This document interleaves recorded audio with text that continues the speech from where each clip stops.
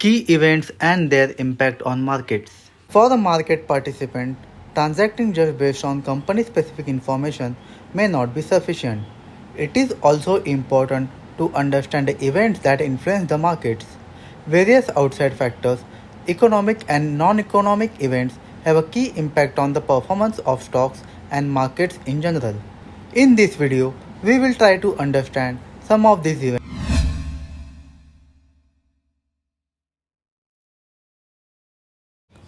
Monetary policy. Reserve Bank of India (RBI) is India's central bank. Mr. Shashikanta Das is the governor of RBI. The monetary policy is a tool with which the Reserve Bank of India controls the money supply by controlling the interest rates. They do this by tweaking the interest rates. World over, every country's central bank is responsible for setting the interest rates. While setting the interest rates, the RBI has to strike a balance between growth and inflation. In a nutshell, if the interest rates are high, that means the borrowing rates are high. If corporates can't borrow easily, they cannot grow. If corporations don't grow, the economy slows down. On the other hand, when the interest rates are low, borrowing becomes easier. This translates to more money in the hands of corporations and consumers. With more money, there is increased spending, which means the sellers tend to increase prices, leading to inflation. In order to strike a balance, the RBI has to consider all the factors and should carefully set a few key rates. Any imbalance in these rates can lead to an economic chaos. The key RBI rates that you need to track are as follows. Repo rate. Whenever banks want to borrow money, they can borrow from the RBI. The rate at which RBI lends money to other banks is called the repo rate. If repo rate is high, that means the cost of borrowing is high, leading to a slow growth in the economy. Currently, the repo rate in India is 6.50%. Market don't like the RBI increasing the repo rates. Reverse repo rate. Reverse repo rate is the rate at which RBI borrows money from banks. When banks lend money to RBI, they are certain that RBI will not default, and hence they are happier to lend their money to RBI as opposed to a corporate. However, when banks choose to lend money to the RBI instead of the corporate entity, the supply of money in the banking system reduces. An increase in reverse repo rate is not great for the economy as it tightens the supply of money. The reverse repo rate is currently at 3.35%. Cash Reserve Ratio (CRR).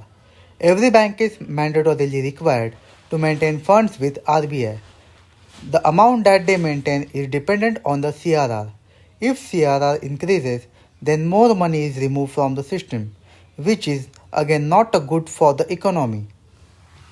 The RBI meets every quarter to review the rates. This is a key event that the market watches out for.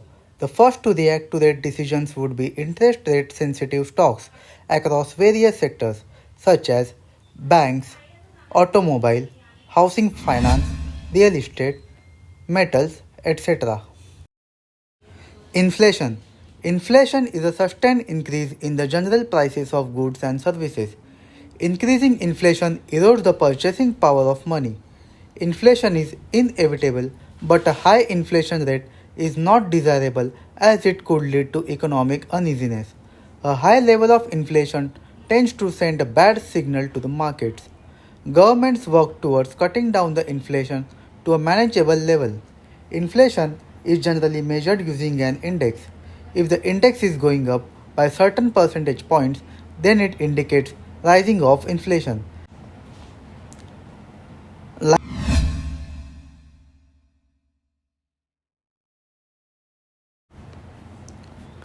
There are two types of inflation indices: Wholesale Price Index (WPI) and Consumer Price Index (CPI). Wholesale Price Index (WPI) The WPI indicates the movement in prices at the wholesale level. It captures the price increases or decreases when they are sold between organizations, as opposed to actual consumers. WPI is an easy and convenient method to calculate inflation. However, the inflation measured here is at an institutional level and does not necessarily capture the inflation experienced by the consumer. Consumer Price Index (CPI).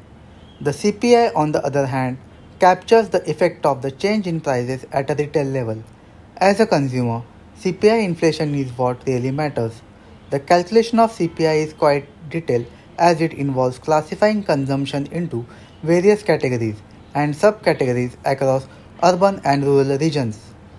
Each of these categories is made into an index. This means the final CPI index is a composition of several internal indices. The computation of CPI is quite rigorous and detailed. It is one of the most critical metrics for studying the economy. A national, stati- a national statistical agency called the Ministry of Statistics and Program Implementation (MOSPI) published Index of Industrial Production (IIP). It is a short-term indicator of how the industrial sector in the country is progressing. The data is released every month by Ministry of Statistics and Program Implementation (MOSPI). As the name suggests, the IIP measures the production in the Indian industrial sectors, keeping a fixed reference point. Roughly about 15 different industries submit their production data to the ministry, which collates the data and releases it as an index number. If the IIP is increasing, it indicates a vibrant industrial environment and hence a positive sign for the economy and markets. A decreasing IIP indicates a sluggish production environment, hence a negative sign for the economy and markets. To sum up, an upswing in the industrial production is good for the economy and downswing rings an alarm. As India is getting more industrialized, the relative importance of the index of industrial production is increasing. A lower IIP number puts pressure on the RBI to lower the interest rates. Purchasing Manager Index (PMI). It is an economic indicator which tries to capture the business activity across the manufacturing and service sectors in the country. This is a survey-based indicator where the respondents, usually the purchasing managers, indicates their change in business perception with respect to the previous month. A separate survey is conducted for the service and the manufacturing sectors. The data from the survey is consolidated onto a single index. Typical areas covered in the survey include factors such as new orders, output, business expectations, and employment, amongst others. The PMI number usually oscillates between 50. A reading above 50 indicates expansion, and below 50 indicates a contraction in the economy. And a Budget. The budget is an event during which the Ministry of Finance discusses the country's finance in detail. The Finance Minister, on behalf of the ministry, makes a budget presentation to the entire country. Nirmala Sitharaman is current Finance Minister of India.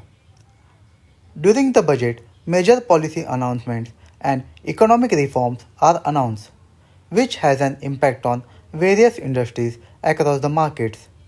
Therefore, the budget plays a very important role in the economy. To illustrate this further, one of the expectations for the budget July 2014 was to increase the duties on cigarettes. As expected, during the budget, the finance minister raised the duties on cigarettes and hence the prices of cigarettes were also increased. An increased cigarette price has a few implications. Increased cigarette price discourages smokers from buying cigarettes and hence the profitability of the cigarette manufacturing companies such as ITC decreases. If the profitability decreases, then investors may want to sell shares of ITC. If market participants start selling ITC, then the market will come down because ITC is an index heavyweight. In fact, as a reaction to the budget announced, ITC traded 3.5% lower for the precise reason. Budget is an annual event and it is announced during the first day of February. However, under certain special circumstances, such as new government formation, the budget announcement could be delayed. Corporate earnings announcement. This is perhaps one of the important events to which the stocks react. The listed companies are required to declare their earnings numbers once in every quarter, also called the quarterly earning numbers. During an earnings announcement, the corporate gives out details on various operational activities, including how much revenue the company has generated, how has the company managed its expense, how much money the company paid in terms of taxes and interest charges, what is the profitability during the quarter. Besides, some companies give an overview of what they expect from the upcoming quarters. This forecast is also called corporate guidance. Invariably, every quarter, the first blue chip company to make the quarterly announcement is Infosys Limited. They also give out guidance regularly. Market participants keenly follow what Infosys has to say in terms of guidance as it has an overall impact on the markets. Every quarter, when the company declares their earnings, the market participants match the earnings with their own expectations of how much the company should have earned. The market participants' expectation is called the street expectation.